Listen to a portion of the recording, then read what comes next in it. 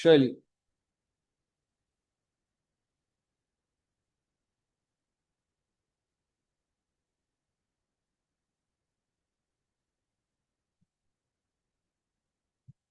वैसे अगर मैं आपको बताऊं, ये लाइटिंग इधर तो बाकी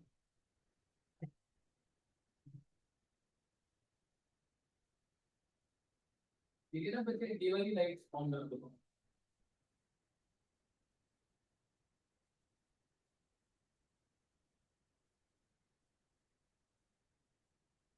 ठीक है, जब बंद की लाइट सही है।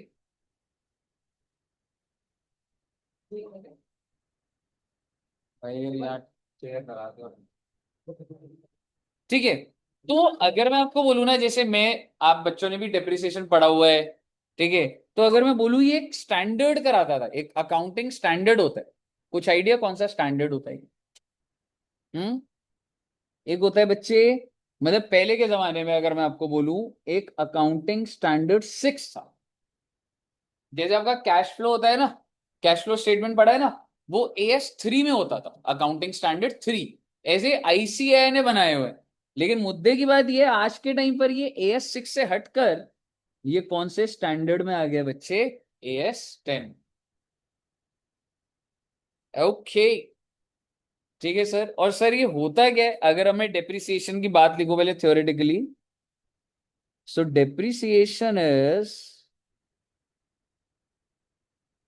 fall in the value of fixed asset। लेकिन मेरा आपसे सवाल, क्यों? ऐसा क्या हो रहा है जो एसेट की वैल्यू गिर रही है? हाँ, क्यों गिर जाती है वैल्यू? कहने से यूज कर रहे, कहने से due to wear and tear. First point, बहुत सिंपल सी बात है। अगर आपको मैं बोलूं यहां पर कौन कौन से फिक्स्ड एसेट दिख रहे हैं आपको इस रूम के अंदर? फैन, लाइट्स फिक्स्ड एसेट है, और प्रोजेक्टर, और चेयर, और AC। कह सकता हूं ये यूज हो रहे तो वैल्यू गिर रही है, और अगर इसको बंद कर दूंगा तो वैल्यू नहीं गिरेगी, तो भी गिरेगी। उसको क्या बोला जाता था? विद ना ना, एमोर्टाइजेशन बोला जाता था। यानी कि वैल्यू ऐसी नहीं है बेटा, आप यूज करो तो ही गिरेगी। अगर आप उसको रखे भी रहोगे, अब मान लो कि AC चलाओ ही ना, ठीक है, मान लो अगर मैं इसको बंद कर दूं AC, 1-1.5 घंटा बंद कर दूं, चल जाएगा? हम्म गुरप्रीत जी, बंद कर दे AC को। अगर मैं इसको बंद कर दूं तो क्या वैल्यू गिरेगी? नहीं गिरेगी? तो भी गिरेगी, क्योंकि भाई साहब ऐसा नहीं होता किसी चीज को आप यूज करो तो ही होगा। With the passage of time, with the efflux of time, यानी कि इसको बोला जाता है एफ्लक्स ऑफ टाइम,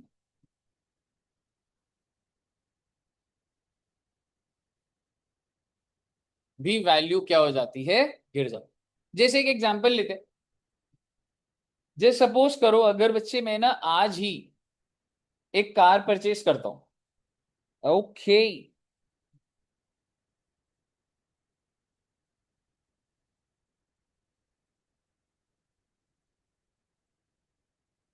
और मैंने ये गाड़ी खरीदी जी 12 लाख रुपए, आज ही खरीदी। और अगर मैं आपको बोलूं कि अगर मैं इसको यूज करूंगा तो वैल्यू तो गिरेगी, पर मैंने क्या करा, अपने घर के दरवाजे, मेन गेट और बड़ा करा, ड्राइंग रूम और बड़ा करा। मैंने कहा इसको मैं घर के अंदर ड्राइंग रूम में घुसा दूंगा गाड़ी, मैं नहीं चलाऊंगा। और आज इस बात को 1 साल हो गए हैं, गाड़ी बिल्कुल नहीं चलाई बेटे। आप मुझे बताइए, मैं आपको कह रहा हूँ 12 लाख की बेच रहा हूँ आपको, आप खरीदेंगे? आप में से कोई बच्चा जो 12 लाख की खरीदने को तैयार? नहीं। कितने की फिर? कितने की? 10 लाख? या 1 लाख? 1 लाख बोल रहे? 7 से 8 लाख। 5 से 8 लाख? 7 से 8। 7 से 8 लाख? एक ही साल में कितनी वैल्यू गिरा दी बेटे आपने? 5 लाख रुपए। बिना यूज करे गाड़ी की 5 लाख गिर गई। और अगर 3 साल से पड़ी होती है तो फ्री में। 2 दिन। और साल हो जाएंगे तो मैं पैसे भी दूंगा तुम्हें तुमसे लेने में, है ना? ठीक है, कह सकता हूं। चलिए ठीक है, एक साल बाद अगर मैं एक रीजनेबल बात बोलूं, कह सकता हूँ, बोल सकता हूँ 10 लाख रुपए या 11 लाख रुपए। लेकिन मैं आपको बोल रहा हूं मैंने आज ही खरीदी है बेटे। तो पहले तो मैंने आपको समझा दिया ए फ्लक्स ऑफ टाइम क्या होता है, with the passage of time. लेकिन मैं आपको कह रहा हूं मैंने आज ही खरीदी है और आज ही मैं सोच रहा हूं बेच देता हूं। कितनी? 12 लाख की 12 लाख ले लोगे? नहीं, एकदम न्यू। पेट्रोल मैंने डलवाया, गाड़ी निकलवा ली, 3,000 का टैंकी फुल कर ली मैंने। मैं कह रहा हूँ ये लो चाबी। हाँ, 2-4 किलोमीटर चली है तो यार। Exactly exactly। तो बेसिकली हालांकि अभी कॉन्सेप्ट के लिए रेलिवेंट नहीं है, बट गाड़ी के अंदर अगर आपकी आज की खरीदी और सेकेंड हैंड हो जाती है वो गाड़ी, तो वैल्यू गिर जाती है, 40-50 हजार वैल्यू गिर जाती है। समझ रहे हो? क्योंकि लोगों को डाउट होता है, पता नहीं भाई क्यों कर रहा है ऐसा, क्या प्रॉब्लम पता लग गई इसको गाड़ी के अंदर जो हमें तो बताएगा नहीं। समझ रहे हो? मुद्दे की बात ये नहीं है, मुद्दे की बात ये थी कि अगर मैं गाड़ी को यूज भी ना करूं तो भी वैल्यू गिर रही है because of A flux of time. बहुत अच्छी बात है जी। एक बात बताइए, कैन आई से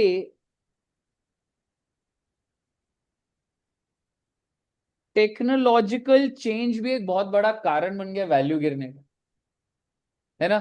और आप बच्चे तो ये देखते हो, जैसे अगर मैं बोलूं मोबाइल फोन है, जैसे मैडम आपका मोबाइल किधर है बैग में? तो एक बार दिखाना बैग में। कितने रुपए का मोबाइल खरीदा आपने? कितने का? 23,000 का? ऐसे डरो मत, मैं नहीं लूंगा। मतलब मैडम को एकदम हो गया पता नहीं अब क्या होगा मेरे मोबाइल का। ठीक है, तो मान लो ये 23,000 का खरीदा, कब खरीदा आपने? न्यू लग रहा है वैसे। 2 हफ्ते हुए हैं ना? हाँ, पकड़ के एकदम पता लग गया, 2 हफ्ते हुए। तो 23,000 का है। अब आप मुझे बताइए, क्या जब ये 1 साल हो जाएगा इस फोन को, 1 साल लेके चलते, कितनी वैल्यू हो जाएगी? ये बहुत कम हो जाएगी। 15,000? नहीं ज्यादा। हाँ, कितनी निशान जी, कितनी कह रहे हैं? हाँ, कम से कम 6-7 हजार। 6-7 हजार? यार तू तो बहुत ही गलत इंसान है यार। भाई वो तेरा फोन नहीं है तो तू कुछ भी बोलेगा क्या? नहीं नहीं, मजाक करो। पर क्या मैं कह सकता हूँ कि सर जो फोन है उसकी वैल्यू बहुत जल्दी गिर रही होती। क्यों गिर रही है बच्चे वैल्यू? अगला नेक्स्ट जनरेशन कोई ना कोई सामान आ जाता है जी। एप्पल के फोन ले लो, एकदम से 15 16, अभी 16 चल रहा है थे, जैसे ही 17 लॉन्च होगा एकदम से वैल्यू गिर जाएगी। आप सोचो, मेरी एक एसी की दुकान है, मैंने अपने सारे एम्प्लॉयज को एप्पल का फोन दे रखा है, और जैसे ही नेक्स्ट जनरेशन फोन आएगा उस वैल्यू, वो जो वैल्यू है एकदम से गिरेगी नहीं गिरेगी?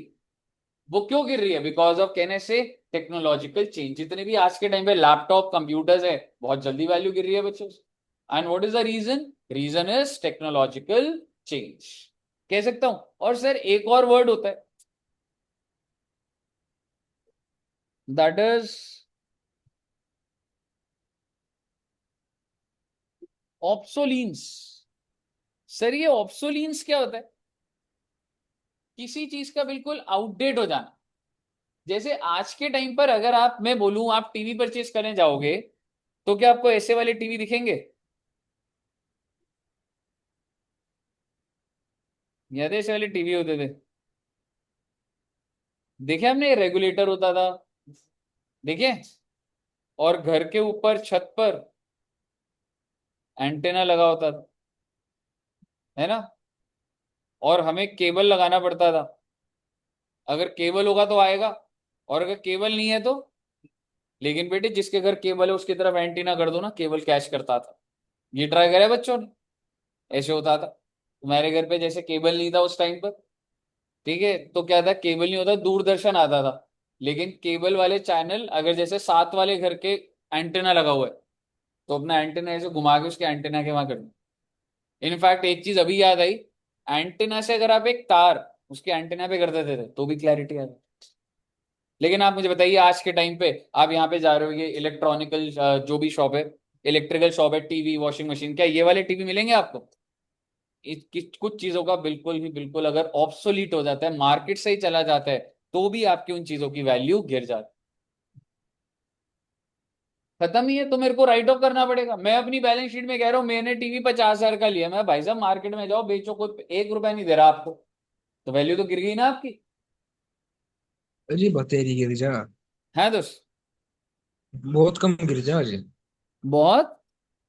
कम हो जाती है, गिर जाती है वो। एग्जैक्टली।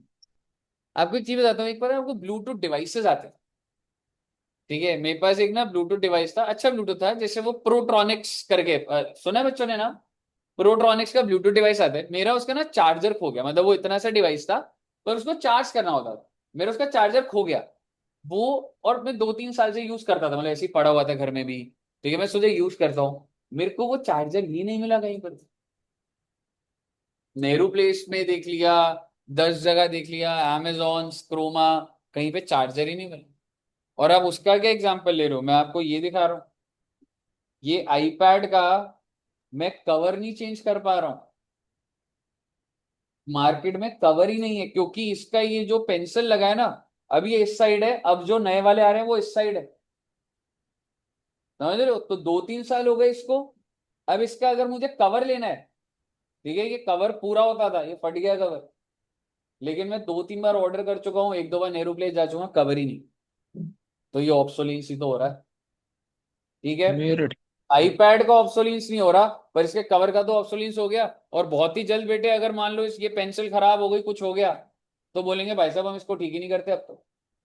समझ रहे हो, तो टेक्नोलॉजी के अंदर जो हमारे आईटी रिलेटेड है, वो ऑब्सोलीट भी बहुत जल्दी हो जाते हैं, मतलब वो मार्केट में उसकी सप्लाई चेन बंद हो जाती है एंड एवरीथिंग, ये चीजें होती है। बताइए, क्लियर है बच्चे।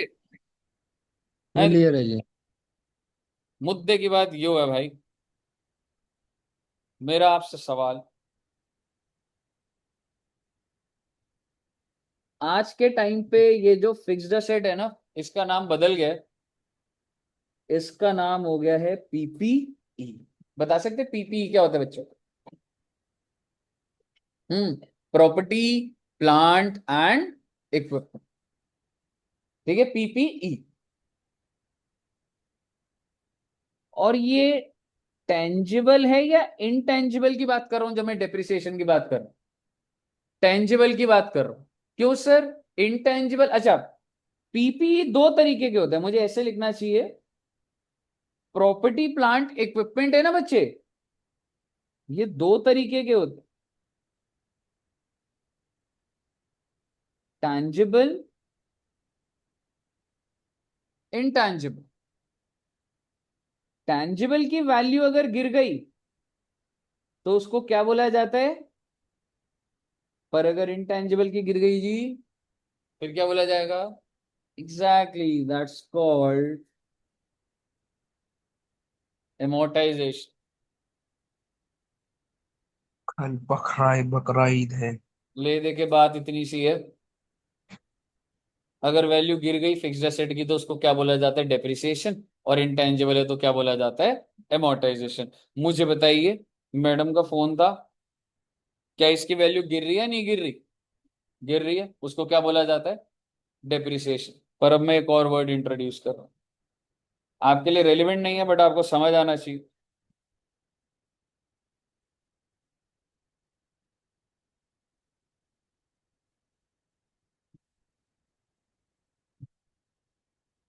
द वर्ड इज इम्पेयरमेंट, सुना है कभी किसी बच्चे ने।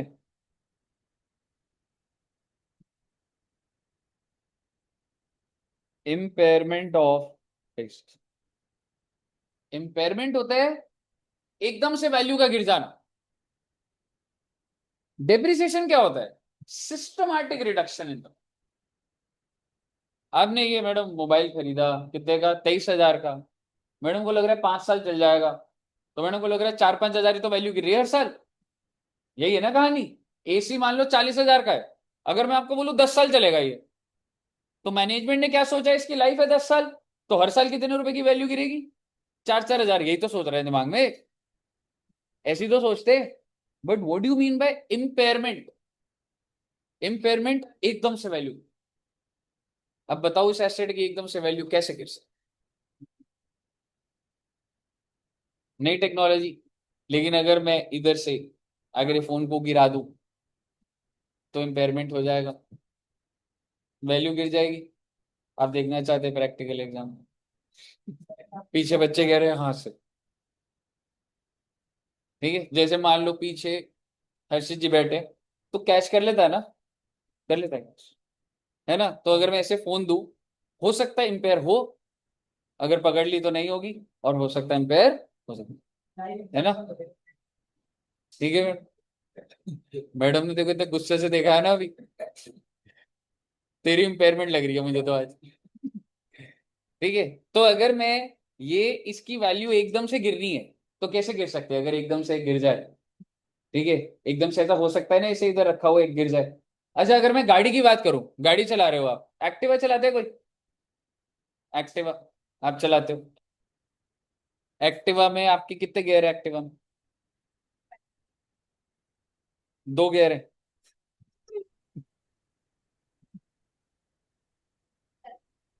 वैसे नहीं चलाते, सिर्फ स्टार्ट करिए। अच्छा, चाबी लगा के ऐसे स्टार्ट होगी, फिर ऐसे मतलब टायर नहीं घूमे उसके। हाँ, टायर घूमते हैं, तो टायर घूमे तो आगे जाएगी ना, आगे जाती है आपकी एक्टिवा, और पीछे गियर, गियर कितने होते हैं? नहीं पता है ना। और ब्रेक किधर है, पैर के उधर है या ऊपर है ब्रेक? ऊपर है। नीचे वाली ब्रेक नहीं लगाई कभी? नीचे है ना, नीचे वाली भी होती है एक्टिवा में। एक्टिवा में तो गेयर ही नहीं होते। नहीं नहीं ये मतलब आप चलाते हो, मत चलाया करो बेटे किसी दूसरे इंसान का, क्या मतलब। एक्टिवा में तो गेयर भी नहीं होते। एक्टिवा में तो, हाँ, पर नीचे वाली ब्रेक नहीं लगाते आप? कौन सी वाली?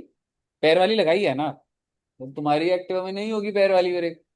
वो कहना चाह रही है कि पैरों से रोकी है मैडम ने। नीचे ब्रेक है एक्टिवा के, फिर कैसे लगाया आपने पैर वाली ब्रेक?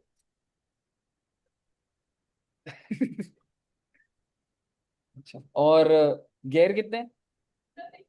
नहीं पता। आज देखना, वो हैंडल को ऐसे करना, गियर बदलते हैं उसमें। और किसको आती है एक्टिवा? आती है मानसी जी का? इधर, इधर भी नहीं। कह रहे अगर आती भी होगी अब नहीं बताएंगे।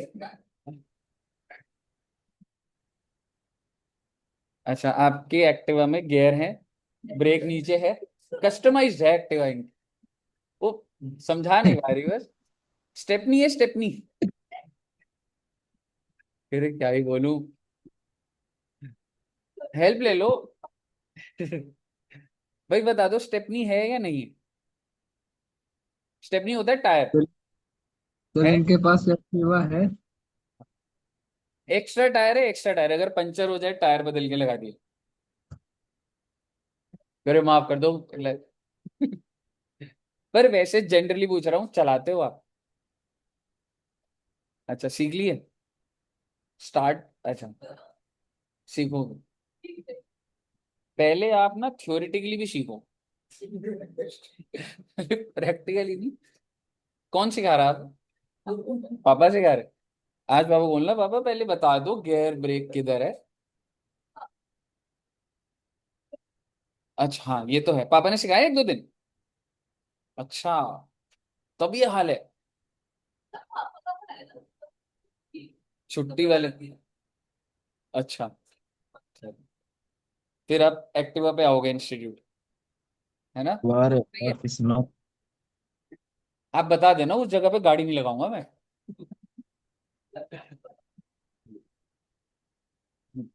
नहीं देखो बच्चे, वैसे बता रहा हूँ, दो अलग चीजें। एक्टिवा में गियर नहीं होते, ठीक है, ये और तो ब्रेक भी नीचे नहीं होती, ऊपर ही होती। ठीक चलिए, नीचे रहते बस।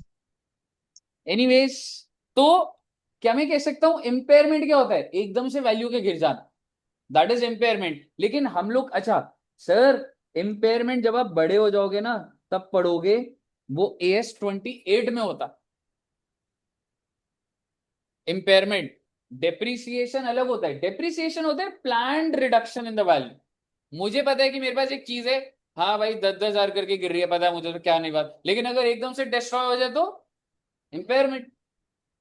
जैसे कि आपने गाड़ी खरीदी, आपको लग रहा है 15 साल चलेगी, और अगर बहुत ही मेजर एक्सीडेंट हो गया गाड़ी का, तो हो सकता है 2 साल में ही ओवर हो गई गाड़ी। So that's immediate, unplanned reduction is called impairment and planned reduction is called depreciation. बताइए, क्लियर है बच्चे? ये लो बच्चे. ओके, अब आप मुझे बताइए, अगर मैं डेप्रिसिएशन की छोटी छोटी बातें और करूं, थोड़ा सा बताइएगा. It is a cash expense और a non cash expense? It is a non cash expense. Okay, क्योंकि बेटे अगर ये एसी की वैल्यू गिर रही है तो मैं ये थोड़ा ना कर रहा हूं, ओहो आज 100 रुपए गिर गए, पॉकेट से 100 रुपए निकाले एसी में डाल दिए, ये थोड़ा ना चल रहा है. वैल्यू तो गिर रही है, जेब से थोड़ा ना पैसा जा रहा है, वो तो एक ही बार चला गया एसेट बन के. समझ रहे हो? दूसरी बात, it is charge on first day जब आप खरीदते हो या last day of the financial year.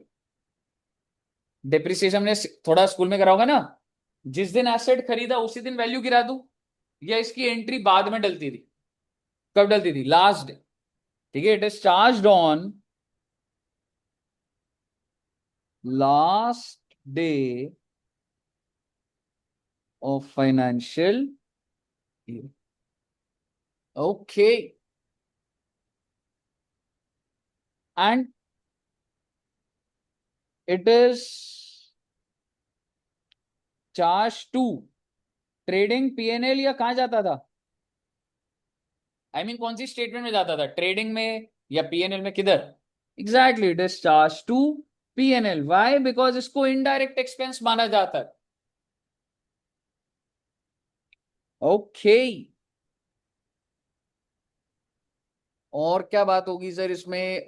हाँ, एक बात बताओ, अगर आपने ये ऐसी, मतलब जनरली लिख रहा हूं, आप भी लिख लेना, अगर आपने डेप्रिसिएशन ज्यादा चार्ज कर दी, मेरे कहने का मतलब है ओवर चार्ज, ज्यादा चार्ज कर दी, तो does it have any impact on your profits? बिल्कुल, एग्जैक्टली exactly.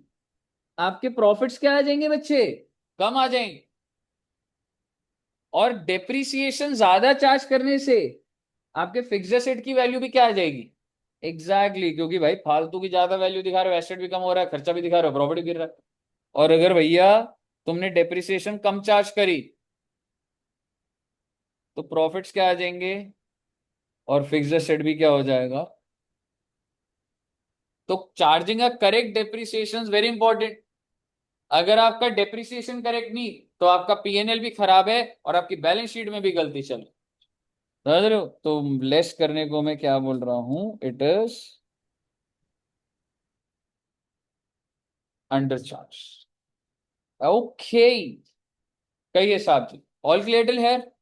चलिए, अब हम लोग ये देखते हैं कि सर ये तो सारी थ्योरेटिकल बातें थी कि इस चैप्टर के अंदर हमने क्या क्या पढ़ना है. ठीक है, एक इंडेक्स बनाते हैं, ये नोट कर लो बच्चे एक बार.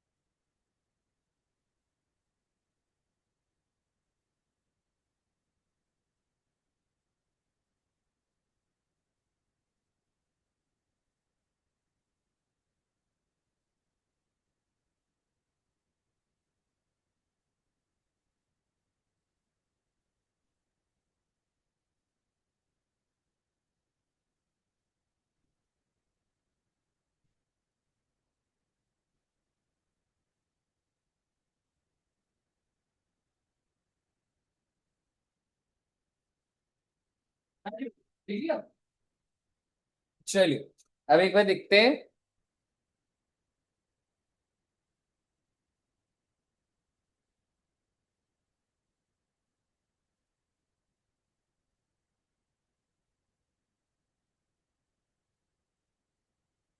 ने साथ साथ बना लेना, मतलब एक वो बन रहा है। और डेप्रिसिएशन में है, सबसे पहले हम लोग सीखेंगे, एक ही पार्ट है वैसे ये, जर्नल एंट्री एंड इसके लेजर्स।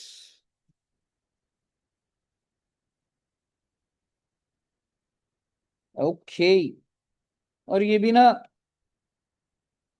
दो ऑल्टरनेटिव्स होते हैं, क्या होते हैं वो भी आपको नहीं पता, बस ऐसे ही लिख लेना, बस ऑल्टरनेटिव नंबर 1, ऑल्टरनेटिव नंबर 2। ठीक है साहब, बहुत अच्छी बात है। जर्नल एंट्री लेजर हो गया। देन इसके बाद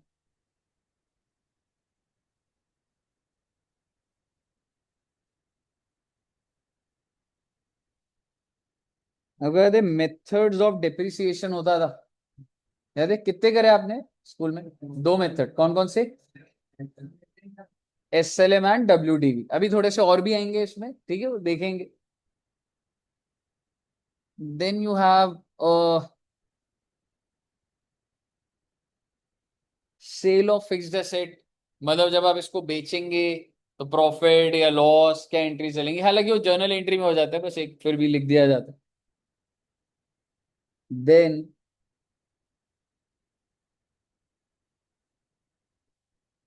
change in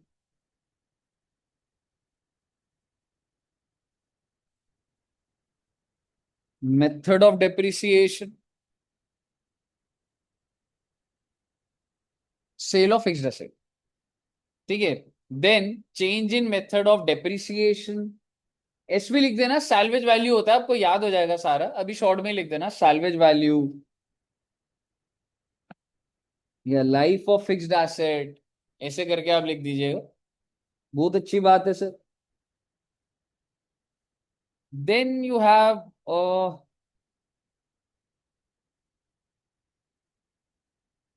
revaluation of fixed assets, कि हमारे जो भी फिक्स्ड एसेट्स है, क्या हम उसको रीवैल्यू कर सकते हैं, नहीं कर सकते, ये वाली बात।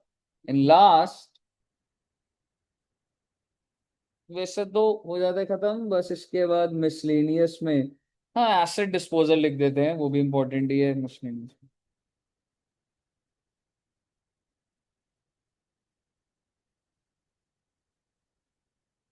और एक कॉन्सेप्ट होता है बच्चे, एसेट डिस्पोजल।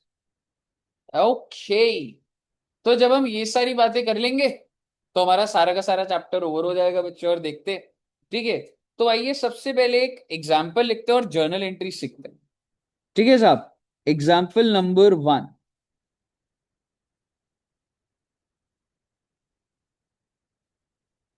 चलो मान लीजिए,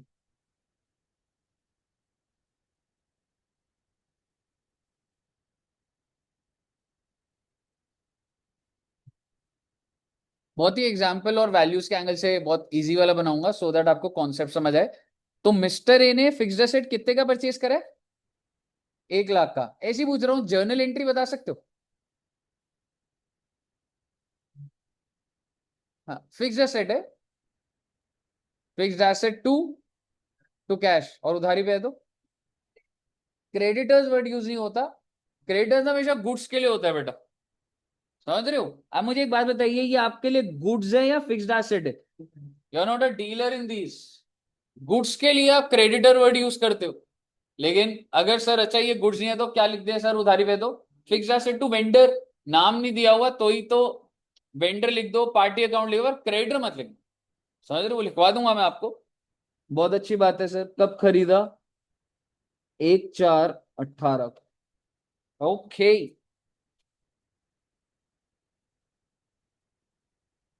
then you have installation charges. Installation charges मान लीजिए 10,000 है। नाउ द क्वेश्चन इज, क्या इंस्टॉलेशन चार्जेस एसेट की कॉस्ट में जुड़ते हैं या इसको खर्चा दिखा के P&L में कर दिया जाता है? क्या होता है? जैसे सपोज करो, अगर मैं आपको बोलूं ये एसी परचेस करा, ठीक है, ये परचेस करा मैंने, सपोज करो यही एग्जांपल ले लेते हैं, 1 लाख रुपए का एसी परचेस, ठीक है। और आप मुझे बताइए, मैं उसकी दुकान पे खड़ा हूँ, एसी वाले भैया की दुकान पे, मैं कह रहा हूँ भैया ये रिमोट चला रहा हूँ, मैं ऑन कर रहा हूँ, कूलिंग ही नहीं हो रही हो। कह रहे भाई साहब कैसी बातें कर रहे हो? अब मुझे बताइए, क्या मुझे ट्रांसपोर्टेशन का खर्चा लगेगा नहीं लगेगा पहले यहां तक लाने के लिए? तो वो लग गया कुछ पैसा। फिर उसके बाद मान लो यहाँ पे एसी रखा हुआ है बॉक्स में, और मैं ऑन कर रहा हूं, ऑन हो जाएगा? ऑब्वियसली भाई, वायरिंग वायरिंग सब कुछ होगी, पावर कनेक्ट होगा, इसके अंदर कॉपर वायर डलती है, कुछ इंस्टॉलेशन का प्रोसेस है। और जब इंस्टॉलेशन हो गया तब मैं ऑन करूंगा तो कूलिंग करेगा ना। कहने से रेडी टू यूज कब हुआ एसी? जब इंस्टॉल। ठीक है। तो जब तक आपका एसेट रेडी टू यूज नहीं होता तब तक वो एसेट की कॉस्ट में घुसता रहता है सारा खर्चा। एग्जाम्पल के तौर पे 40,000 का एसी, 5,000 की इंस्टॉलेशन और ट्रांसपोर्टेशन, तो मेरे लिए एसी कितने का पड़ा मुझे? 45 का है। अरे सर खर्चा दिखा दो। नहीं, खर्चा नहीं दिखाऊंगा, नहीं दिखाऊंगा, नहीं दिखाते बच्चे। आप पीवाईक्यू की बात कर रहे हो, उसके ऑल्टरनेटिव आंसर्स आ गए थे इंस्टीट्यूट को, वो अब दिखाना, वो तो एकदम हाई लेवल, आप एकदम कोने पे पहुंच गए। लेकिन जब मैं एसेट एक्वायर करता हूं तो जब तक वो तैयार नहीं होता है, तो जो भी खर्चा उसको तैयार करने के लगते हैं to make it ready for use, it is added in the cost of the asset. Example, ये बिल्डिंग बनी होगी, आप मुझे बताइए क्या एक साथ बिल्डिंग कहीं से उठा के बन गई, या इसमें सीमेंट, सरिया, स्टील, पेंट, पीओपी, टाइल्स, ये सब लगा हुआ है? तो ये सारा का सारा क्या बैलेंस शीट में अलग से दिख रहा होगा या बिल्डिंग के नाम पे दिख रहा होगा? पहली बात। और भाई लेबर भी तो लगी होगी, तो लेबर को मैंने वेजेस दी होंगी, मान लो अगर मैंने बनाई है, तो वेजेस ट्रेडिंग में जाएगा या बिल्डिंग में जाएगा? सर वेजेस हमने ट्रेडिंग में देखा है, पर मैं बोल रहा हूं ये बिल्डिंग बनाने के लिए 2 करोड़ रुपए की वेजेस लगी हैं। अब सवाल ये ट्रेडिंग में जाएगा या बैलेंस शीट में एसेट की कॉस्ट में? एसेट की कॉस्ट में, क्योंकि एसेट बनने के लिए जो भी लेबर का खर्चा है, जो भी मटेरियल का, सारा उस एसेट में जाता है बेटे। तो बेसिकली आप ये कह सकते हैं this will be added in the cost of the asset. Now your asset is worth 1,10,000 rupees. Clear है जी? अब एक वर्ड आ रहा है, salvage value. Oh my God,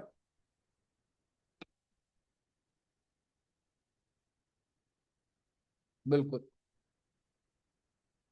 जब तक ये तैयार नहीं, उसके बाद इसकी एनुअल सर्विसिंग हो रही है, वो कॉस्ट में नहीं जाएगा, वो खर्चा है। समझ रहे? वाली चीज सैल्वेज। हाँ जी बच्चे, वो खर्चा है। Exactly, that's an expense. ठीक है, सैल्वेज वैल्यू कुछ आइडिया बच्चों? स्क्रैप वैल्यू भी यही होती है। ठीक है, सैल्वेज वैल्यू लिख दीजिए, scrap value, and you can say this cannot be exact, this is always estimate। अब जैसे आपने बताया बच्चे, आपने जो मोबाइल खरीदा वो 23,000 का खरीदा, ठीक है, तो आपके हिसाब से आप कितना टाइम वो यूज करोगे? मोबाइल कितना टाइम यूज करोगे? 3 साल। 3 साल बाद उस फोन का क्या करोगे? दे दोगे किसको? हाँ, किधर बेच दोगे? तो 3 साल बाद कितने का बिक जाएगा आपके हिसाब से? 5,000, रीजनेबल। तो भाई जब मैं आज ही कोई चीज खरीद रहा हूं, मुझे पता है मैं इतने साल उसकी लाइफ है, मैं यूज करूंगा, मैं 5 का बेच दूंगा। यही तो स्क्रैप वैल्यू होती है, यही तो सैल्वेज वैल्यू।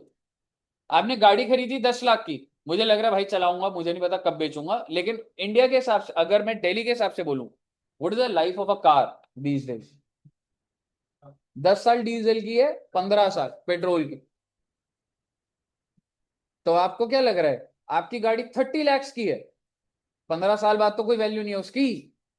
लेकिन लोग क्या करते हैं, और स्टेट्स में वैल्यू है कुछ कुछ, तो वहां बिक जाते।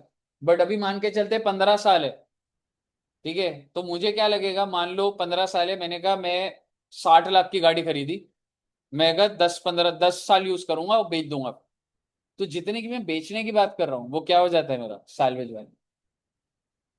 कि after using this asset I am buying it for 10 year, मैं बदल लूंगा भाई गाड़ी। 15 है तो मैं क्या करूं, मेरे को नई गाड़ी चाहिए। मैं कितना टाइम यूज करूंगा? 10 साल, उसके बाद में से 8 लाख का बेच दूंगा, तो मेरा 8 लाख क्या हो गया? Salvage value. ठीक है बच्चे, and this is not exact. आज मुझे ऐसा लग रहा है, 8 साल बाद क्या कहानी होगी मुझे क्या बताओ? ठीक है ना, तो वो चीज है। एंड सर ये जो भी आपने एसेट खरीदा है इसकी लाइफ मान लीजिए 5 years, और क्वेश्चन कह रहा है calculate depreciation for each year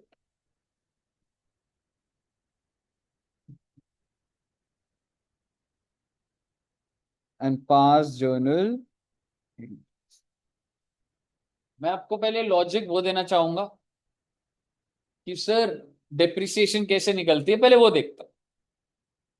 क्या आप मुझे बता सकते हैं मैंने कौन से दिन एसेट खरीदा है बच्चे? 1480 कितने रुपए का? हम्म। अच्छा जी, हाँ जी, कितने रुपए का? हाँ अच्छा, लिख लेते हैं इसको भी। तो जितने का भी हमने खरीदा उसको क्या बोला जाता है? Original cost. ठीक है बच्चे, कितने का खरीदा हमने? 1 लाख का, और साथ में कितने रुपए लगे आपके? 10,000 इंस्टॉलेशन। तो मेरी ओरिजिनल कॉस्ट क्या हुई? 1,10,000। कोई आपसे पूछे भाई कितने का खरीदा? 1,10 का खरीदा। ठीक है जी। अब आप मुझे बताइए इसकी लाइफ कितने साल है?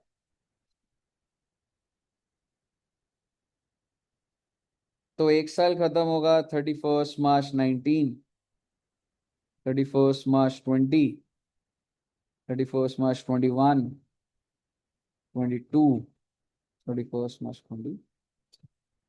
यही है ना जी कहानी।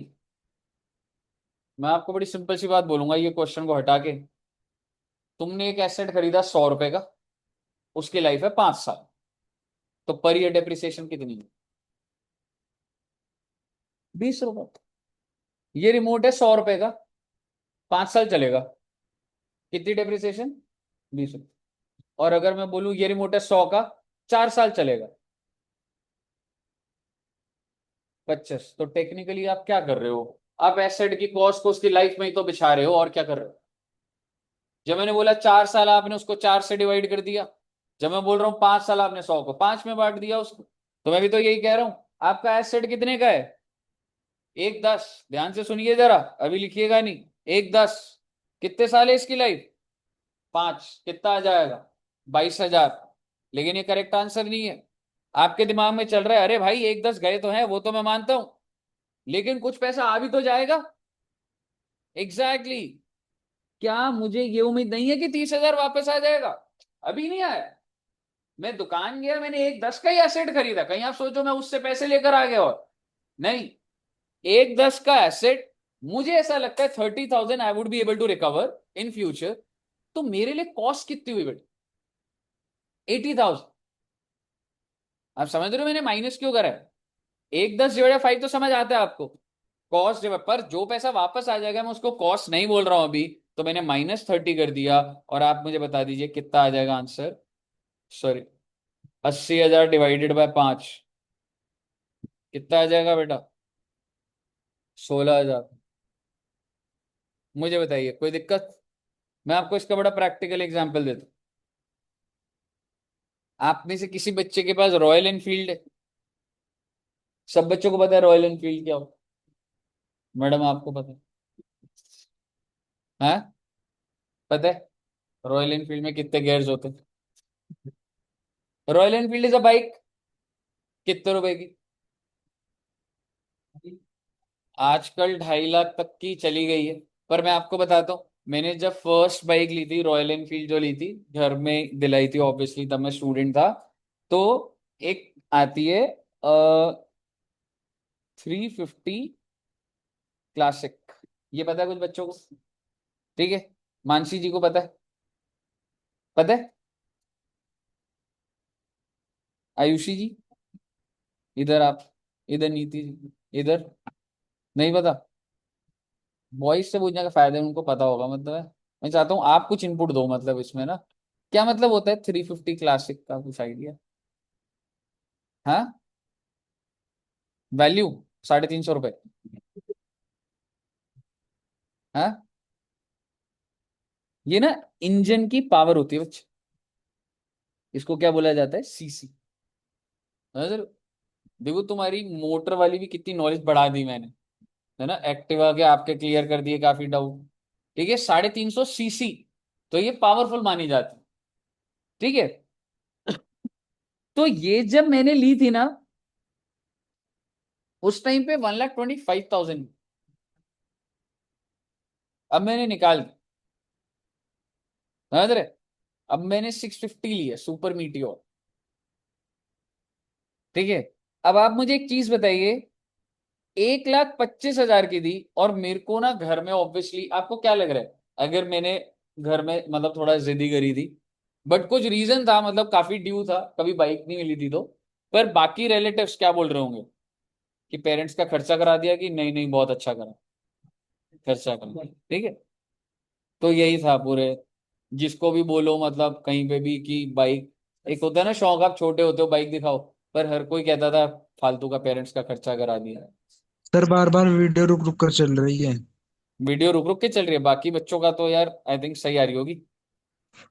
दो आसपा बार। मान्या जी, एक बार बताना बच्चे। सर सही आ रहा है। निशान जी एक बार ना इंटरनेट का आपके उसमें वो है, क्या कह रहा था प्रप्रीत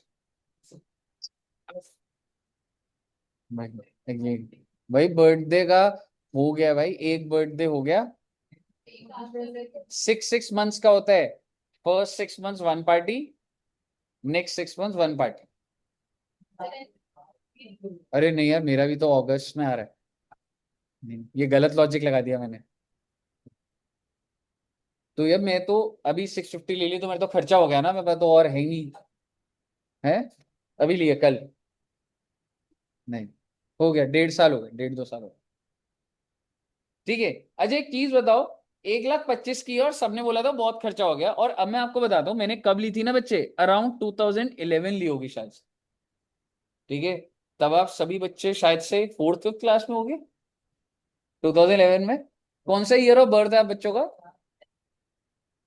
2007। ओ मेरी भी यार शायद। 2007, मैंने 2006 में क्लास 12th क्लियर कर दिया। मतलब जितने साल के तुम हो, उतने साल से मैं अकाउंट्स पढ़ रहा हूँ या पढ़ा रहा हूँ, 18 19 साल। ठीक है, सो ये तो आप। बेसिकली, है जी। अरे यार 2007 है यार, काफी, मतलब मुझे आपके लिए तो अच्छा लग रहा है, अपने लिए बुरा लग रहा है, मतलब हम बड़े होते जा रहे हैं यार काफी। 2007 का तो मेरा जन्म है। 2007 का है ना, हाँ जी। दुष्यंत सर ने बता दी वो झूठी कहानी है यार वो। मैं दुष्यंत सर की ना कहानी बताऊं क्या? यार वो ना मेरे पास है, पर फिर क्या करेंगे ना, वो उनकी आदत है, जैसे लड़कियों की नहीं, मतलब आंटियों की आदत होती है, जैसे होता है ना कॉलोनी में कि अब और बढ़ा चढ़ा के चीज, और तो एक बार ना ऐसे दोनों ने बहुत बढ़ा चढ़ा के झगड़ा हो गया। हाँ मतलब बातों बातों में, ऐसे नहीं। तो फिर मैंने कहा कि फिर मैं नहीं, क्योंकि सर ना रोने लग जाते। कह रहा हमारे, ठीक है, पर सर की आदत ना बदल नहीं सकती यार, हर क्लास में। ठीक है, और मुझे पता है अच्छी बातें तो करते नहीं होंगे कभी भी, है ना। ठीक है, चलिए, तो एक जैसे 350 सीसी 1,25,000 की ली थी, और आपको पता है मैंने ना इसको अभी सेल आउट कर दिया बच्चे, क्योंकि 15 साल हो रहे थे, जो भी रीजन है मतलब, तो मैंने भी रिसेंटली 2023 में बेची होगी। आपके हिसाब से कितने की? लगभग 12 13 साल हो गए, है ना। मैंने खरीदी कब थी? 2011, बेची कब? 2023 में। कितने की? 80,000। मैंने उस पर मॉडिफिकेशन भी काफी कराई हुई थी।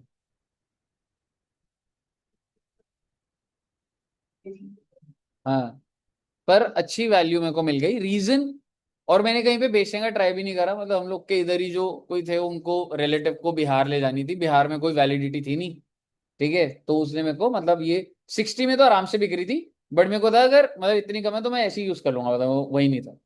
तो आप मुझे बताइए, ले दे के मेरे को कितने की पड़ी? तो ठीक है ना भाई, मेरे रिलेटिव जो कहते थे इतना खर्चा करा दिया, क्या खर्चा करा दिया, 1,25 दिए, 80 वापस आ गए, 45,000 ही तो लगे मेरे, जो पूरा टेक्निकली टाइम पे लगा। तो यही तो डेप्रिसिएशन का, आपकी ओरिजिनल कॉस्ट क्या है, ये है आपकी सैल्वेज वैल्यू, क्या है ये, जो बच गया उसी को तो डेप्रिशिएट करना चाहिए।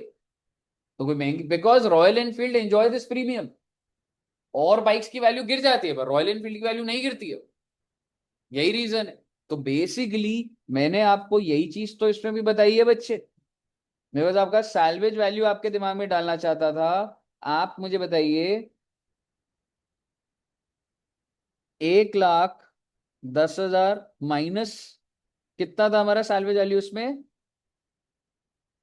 Divided by life, that is 5। तो आप मुझे बताइए कितना आ जाएगा बच्चे,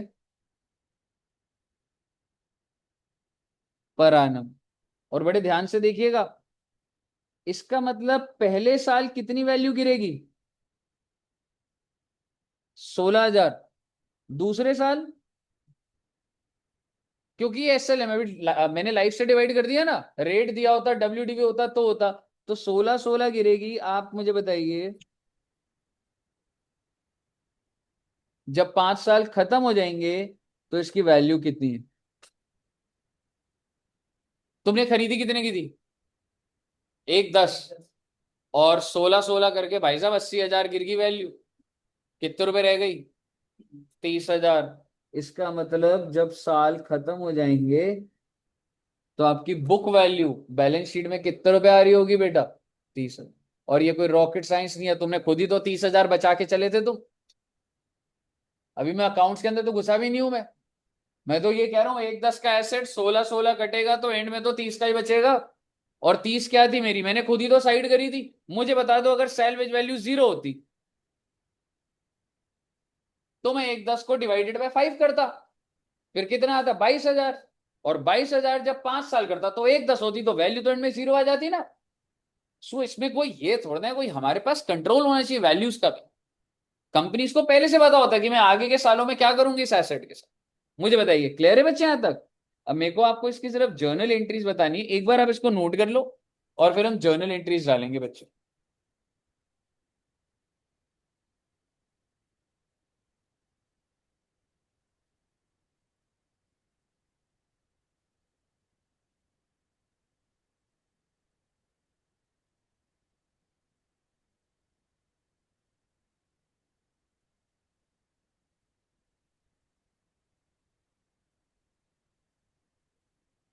लास्ट किस टाइम तक रहेगी फिर?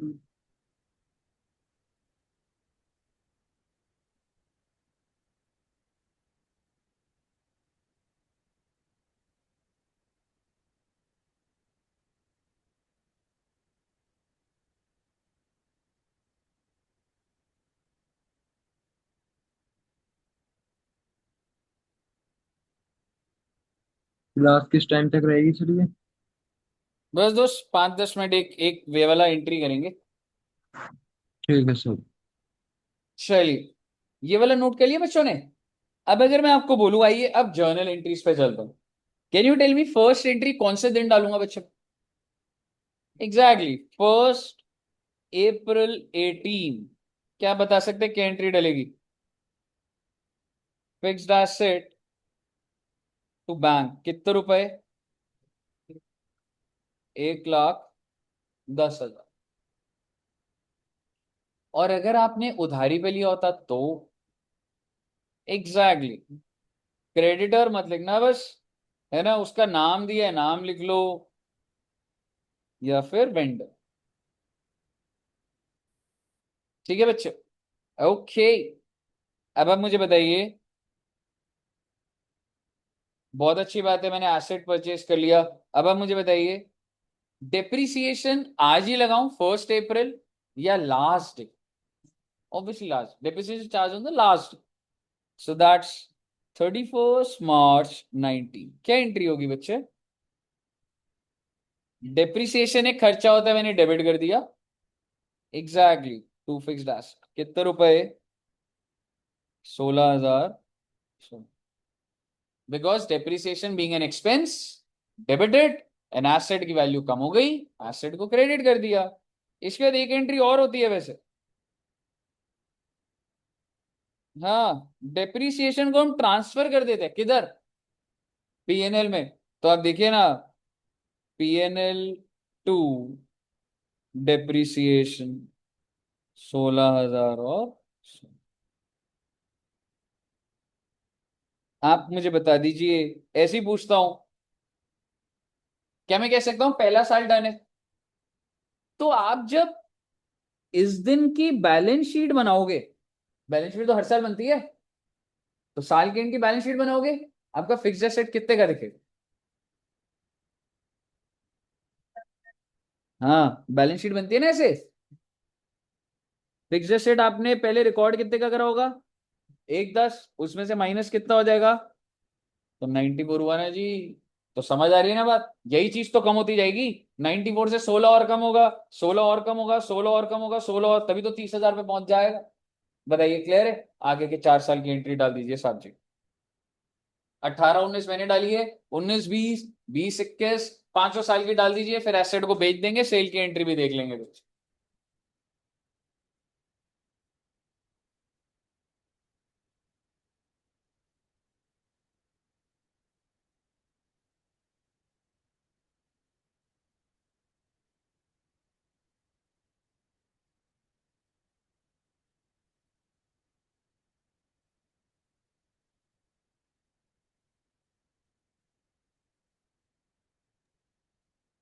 सर क्लास खत्म हो गई क्या?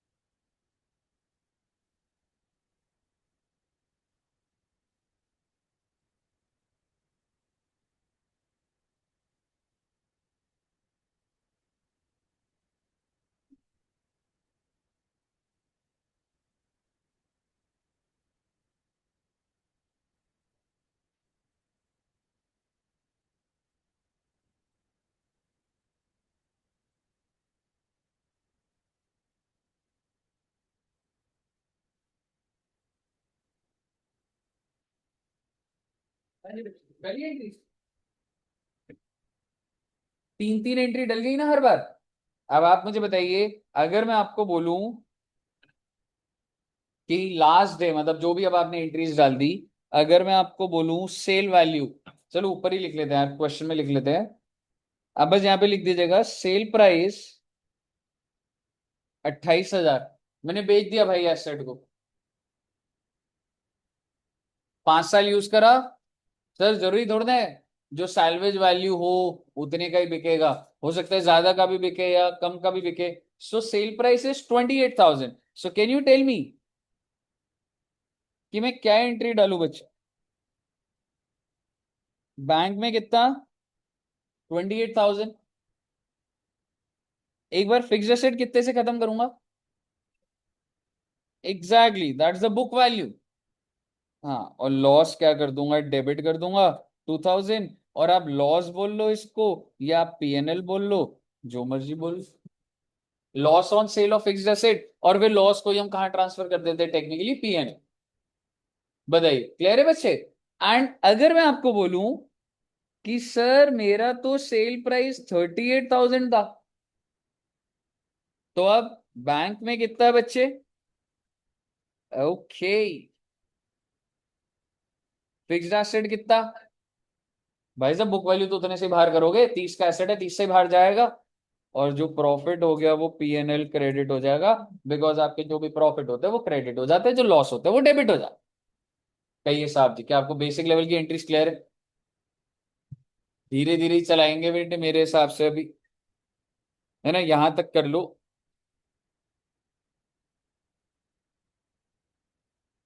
नोट कर लिया बच्चों ने? नोट कर लीजिए प्लीज।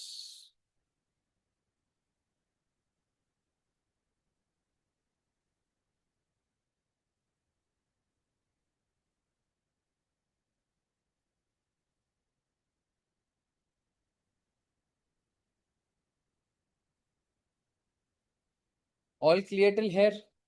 एक और क्वेश्चन करोगे या इतना ही रहने दे? इतना ही रहने देते, वैसे जल्दबाजी नहीं है ना, अभी तो चिल है। ठीक है। और जिन बच्चों का बीआरएस हो गया है उनका इस फ्राइडे टेस्ट रख लेंगे, है ना, एक एक चैप्टर वाइज वो हो जाएगा। ठीक है। हाँ जी बच्चे।